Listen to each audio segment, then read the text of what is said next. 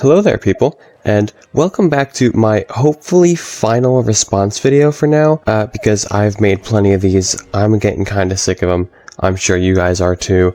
I want to get back to making regular matchups again, but hopefully this is the last one. We'll see. I'm pretty sure it will be, but just bear with me here. We're almost done. But now that I'm done responding to Ruga, I wasn't entirely sure what I wanted to do, like what else was there to respond with, because surprisingly enough, the versus matchup space is actually quite barren aside from like a few big YouTubers. So naturally, because of that, it's hard to find videos to respond to. But luckily, I did find this. This video was made by Roll Review 7954. It's a video from 6 years ago, 2019.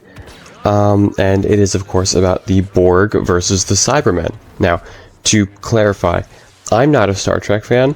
I don't know really anything about the Borg. I've seen one episode featuring them, and yeah, that's really about it. I don't know much about the Borg. I know a lot about the Cybermen, but the Borg, my knowledge is very limited. I want to research more about the Borg. I want to get into more stuff featuring the Borg, because I obviously want to use them for a future video that I have planned. As of right now, my knowledge of the Borg is very limited, so I'm basically going to be taking what this guy says as, you know, like with a grain of salt, but as fact. Like, so if he says anything wrong, then let me know. If I'm gonna be, I don't know, making some educated guesses and assumptions possibly based off the very little that I do know about the Borg. So if I get anything wrong, if I misunderstand something, correct me in the comments, of course. Fact is, I just don't know a whole lot about the Borg, so just keep that in mind throughout this video. But of course, the thing that kind of drew me to this video, the thing that made me want to make a response to this video, is not really anything about the Borg, but it's more so how this guy talks about the Cybermen. It's very weird. It's... I don't know. You'll see when we get into it. But yeah, without further ado, let's begin. Let's go. Let's do it. This time we have the robotic menace of the Doctor Who universe, the Cybermen, versus the always terrifying threat from the Delta Quadrant in the Star Trek universe, the Borg. And yes, we do know that this was done already once in the Doctor Who Star Trek Next Generation crossover comic book series Assimilation Squared. However, that was pretty heavily tilted in one direction, towards the Cybermen, and so we figured we would give it a fair shot without the bias, liking one over the other, just a pure objective look at what would happen. As these two are generally seen in groups and not individuals, that's how we're going to treat them, as a group versus a group. We want to point out the distinction that we're making amongst the Cybermen too, that these Cybermen are going to be based on the New Who Cybermen, not the classic Cybermen. So if you would like to see us do a classic Cybermen versus the Borg, please let us know down in the comments down below. So of course I've never read this comic book. I have one issue lying around somewhere in my room. I don't know which issue it is, but I've never read this full comic story of the Cybermen and the Borg and whatever, this whole crossover. But I want you to keep in mind that he does call the comic biased, and he claims that he's looking at this without the bias, and he's going to give us a, you know, raw and objective look at what would happen. So let's keep our expectations very high, because trust me when I say he definitely delivers. So right off the bat, huge issue that we are going to run into a lot, actually. He's using the Cybus Industries Cybermen. So he says that, you know, we're using the New Who Cybermen, but in this case, that's actually not true. That would be a lie. The Cybus Cybermen are a variant of the New Who Cybermen, but at the time that video was made, 2019, I think the New Who Cybermen would have been the Nightmare in Silver variant, although was Ascension of the Cybermen out yet by that time? I don't know, I forget. But Either way, it doesn't really matter. Both of those are far more powerful iterations of the Cybermen than what we would see in Age of Steel. So him using the objectively far weaker version is already a big red flag. There are no definite number on Cybermen. There are various factions that arise of Cybermen due to the inevitability of the natural evolution of humanity. And so as humans evolve and continue to spread across the galaxy, the Cybermen continue to evolve and spread across the galaxy. However, we don't have an actual number to put it in. The Borg, it's slightly more specific, but just as vague. The general estimate on the Borg is in the trillions somewhere, so, you know, very specific, in the trillions. They consist of about 1/3 of the Delta Quadrant of basically any race or race that exists, that seems to bring something to the collective. They will assimilate, and so when it comes down to it, if they just get in an all-out fight, it's basically a wash. I know that doesn't sound very exciting for our first category, but it's something to note that really when it comes down to it, they have more units than we could reasonably count or even think that we could get a rough estimate on, seeing as the most conservative estimate on the Borg is trillions. So we're just considering this a wash. Numbers don't matter. What's really going to matter is the other categories, the tactics, weapons, their ability to convert each other, and their leadership. That's where this is going to be made, not how many there are. So first and foremost, you say that the Cybermen, we don't know how many there are, and then you say that the Borg, like a good estimate for how many Borg there are is in the trillions somewhere. And then you say that the Borg win? You said it's a wash? But you just admitted earlier that we don't know how many Cybermen there are, so how is this a win or a lose for anybody? But I think it is actually kinda safe to say that the Cybermen probably have more units than the Borg do, at least based off what I understand about the Borg. I mean, from what I know from the little bit of research that I've done, it seems that the Borg only have control over one portion of the Milky Way galaxy as a whole, that being the Delta Quadrant where they originated from. Meanwhile, the Cybermen are an intergalactic threat, and it took destroying an entire galaxy to quote-unquote kill them off, and then there were still many left over outside of that galaxy. I think there are probably a lot more Cybermen if they're an intergalactic threat. Meanwhile, the Borg can't even take over one galaxy. This is part of that big problem that I have with him, for some reason, using the weakest version of the Cybermen. Again, this video was made in 2019. He should know about Nightmare and Silver and everything that's come out for the Cybermen after Age of Steel. It has been made very clear that the Cybermen are now capable of converting almost all organic life. They are no longer just limited to humans. That is not a restriction of theirs anymore. It hasn't been for a long time, since, 2013? Cybermen use human parts. I'm not human. You can't convert non-humans. Well, that was true a long time ago, but we've upgraded ourselves. Current cyber units use almost any living components.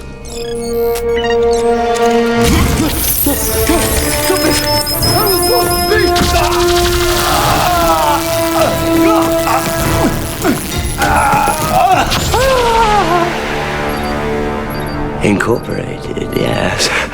So I really don't understand what he's talking about here. So the question is, can the Cybermen convert the Borg, and can the Borg convert the Cybermen?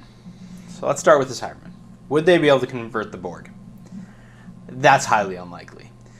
Due to the genetic requirements that would limit the drones that they could convert, mainly being humans or those races that are very close to humans, it already limits the number of units that would be on the battlefield that the Cybermen could convert. Along with that, first the Cybermen would have to kind of deprogram and separate them from the collective, and for most Borg, with a few exceptions, but for most Borg, separating one of them from the collective is fatal. They die. So, if they could potentially separate them from the collective and possibly keep them alive, could they be converted? Maybe. So if they can overcome the collective and somehow keep them alive after they've been separated from the collective, would it be feasible for the Cybermen to convert the Borg in a battle? No. No, it wouldn't.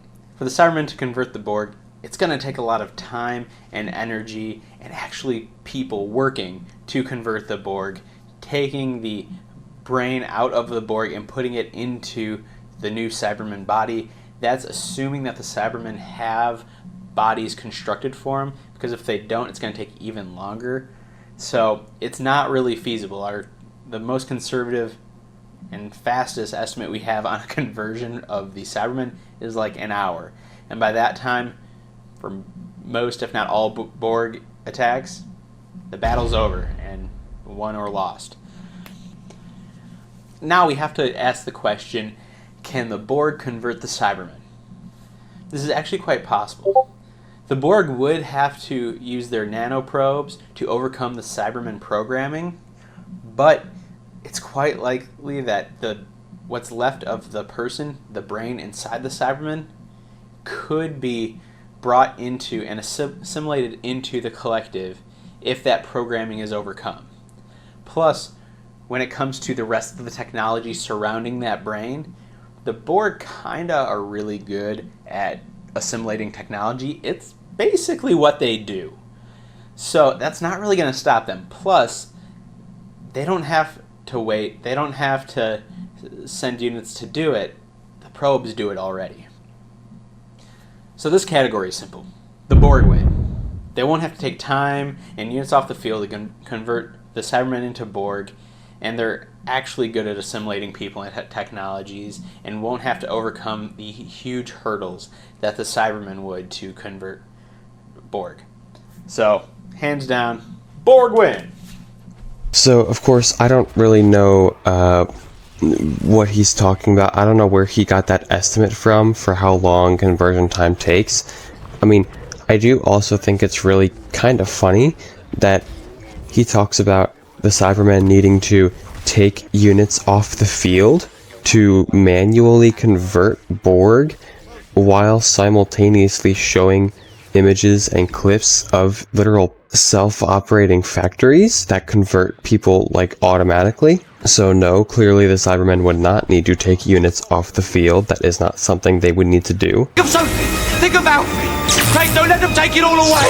Make it stop! Please! Make it stop! Please, listen to me. I believe in you. I believe you can do this. I've always believed in all of you, all my life.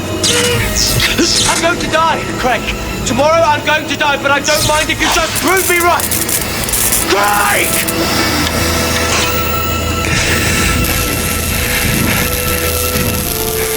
Begin full conversion. All reject stock will be incinerated.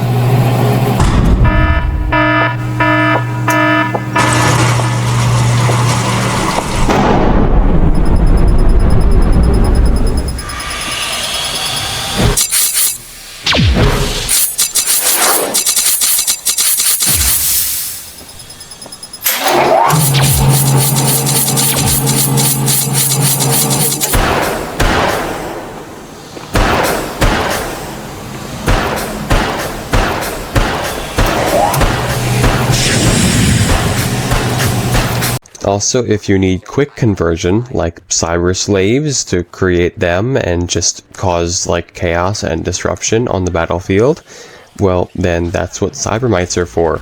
I don't know how the collective works, so I don't know whether or not the Cybermen could convert Borg, but if they could get past the collective, then the Cybermites would be great. Cybermites can just convert you on the spot. Like, it's a minimal conversion, but it's still a conversion nonetheless. I just want to point out that I do think it is really weird that he's calling this the objective, unbiased take. Meanwhile, we've already gotten two things wrong. One kind of disingenuous argument with him saying, oh, they would need to take units off the battlefield. I'm really iffy on this. Our third category we have weapons and tactics. Now, both of these groups use the similar tactic of swarming the enemy. So they won't really have a tactical advantage over each other. It's just going to be a mass of units coming at each other, attacking and trying to convert or take the other down. So we really have to look at the weapons. And in both cases, they kind of use the same thing. They're energy-based weapons, probably plasma-based. The one thing the Borg have an upper hand is the fact that their ships adapt just like the individual drones do. So in an extended space battle, the Borg would likely emerge victorious. However, the Cybermen have smaller ships and comparable weapons, so it really kind of depends on numbers and who fires first there. As we've seen in history, a smaller ship with comparable weapons can actually do well against a much larger opponent. Think the sinking of the Spanish Armada. But the adapting is key, since they both use plasma weapons. Yeah, so first and foremost, saying that these weapons are plasma-based is, I mean, purely an assumption. I don't know about the Borg and what weapons they use. Maybe those are plasma, but we have no idea what the Cybermen weapons are made of. So to say that they're just plasma is, I mean, a bit of an assumption, but I mean, okay, sure, fair enough, fine, whatever. We have to ask, what can they do to stop the other's weapon? And the Borg have personal shields. And after about 5 or 6 shots, because of the connection to the collective and their ability to adapt, most weapons become useless in that time. This is why in Star Trek they are constantly varying the different wavelengths of the energy weapons, constantly scrambling it, so that it's harder for the Borg to adapt to because they're not getting hit with the same exact thing every time. The Cybermen, on the other hand, don't have these shields. It is just them. While yes, they're very resistant to projectile weapons, things like that, explosions from space battles would definitely make the Cybermen vulnerable. The plasma weapons that they'll be shooting back and forth at each other will definitely be a vulnerability to the Cybermen, since they don't have any natural shielding to it. Because of all of that, we have to give the advantage to the Borg. Because at the end of the day, they'll be able to adapt in 5 or 6 shots, and the Cybermen don't have a defense to these plasma weapons. The Cybermen are also very good at assimilation and adaptation. They can take enemy technology, use it to their own advantage. They can take you and use you to their own advantage. They can change strategies if they need to. They can upgrade themselves on the fly if they need to. The Cybermen and the Borg seem to just be like the same kind of concept. They are the same thing. They're two cyborg races that are super adaptable, that change constantly depending on their environment, depending on what situation they're in or what their goal is. I don't see why he's, giving a point to the Borg for being adaptable and good at assimilating tech when the Cybermen can do the exact same thing. But I think it's absolutely ridiculous to imply that the Borg can adapt to weaponry and adapt to enemy, strategy and whatnot, and the Cybermen couldn't. So I understand, the Borg have personal shields or whatever, and they can adapt in 5 or 6 shots. Okay, in Nightmare and Silver, we see Cybermen that can adapt the exact same way. They don't have personal shields. In actuality, it's just their armor that's adapting. The Borg-class Cybermen are also shown to be pretty durable against energy-based weapons. And after only 2 units get destroyed with a powerful, like, incineration beam, that 3rd unit that gets shot with it is immune to the weapon.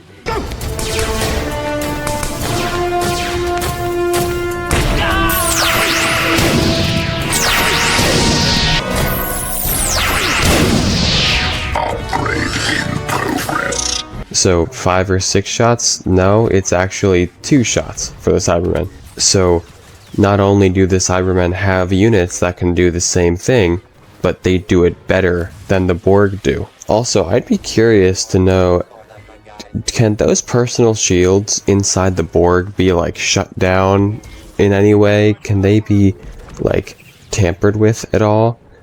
I mean, could the Cybermen create some kind of weapon or mechanism that just like shuts down all their personal adaptation shields?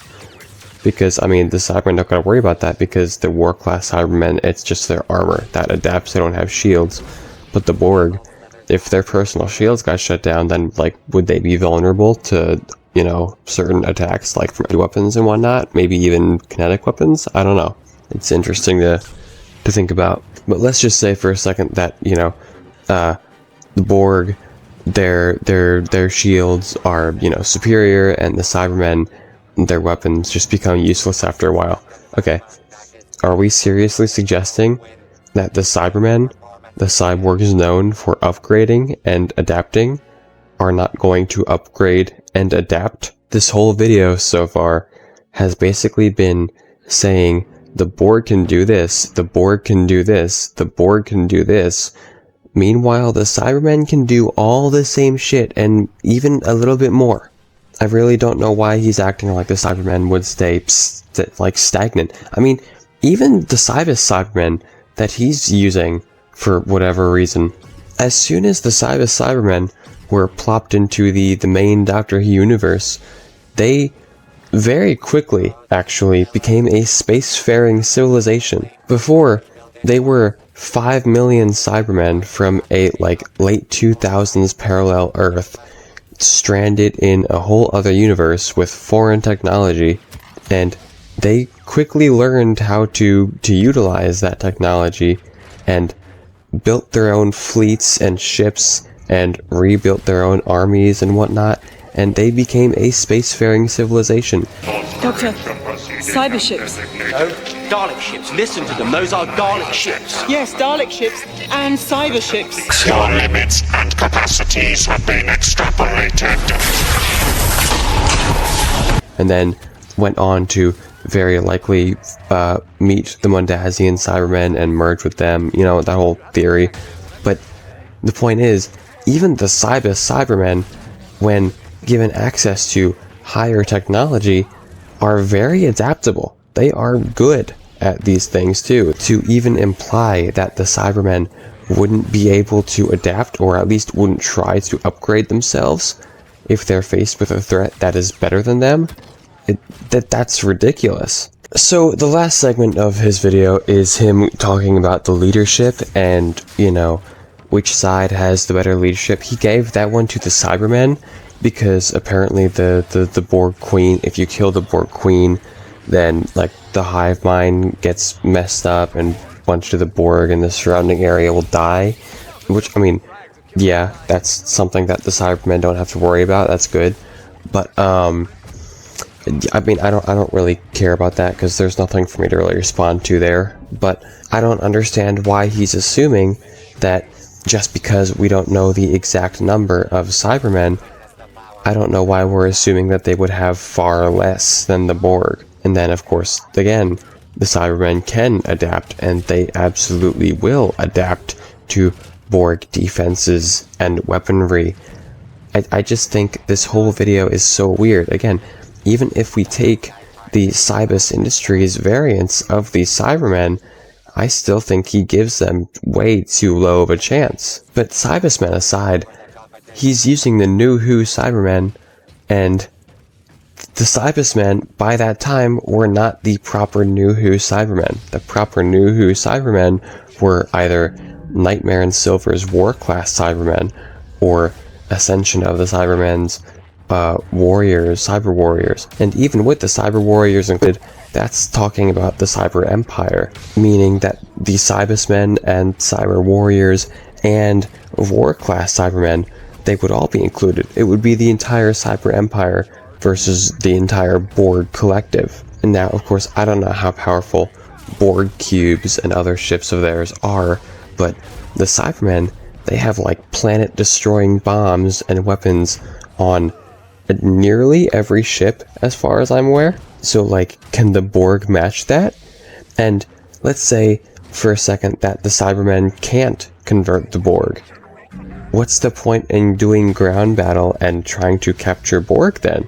Why not just destroy the territory that the Borg are on?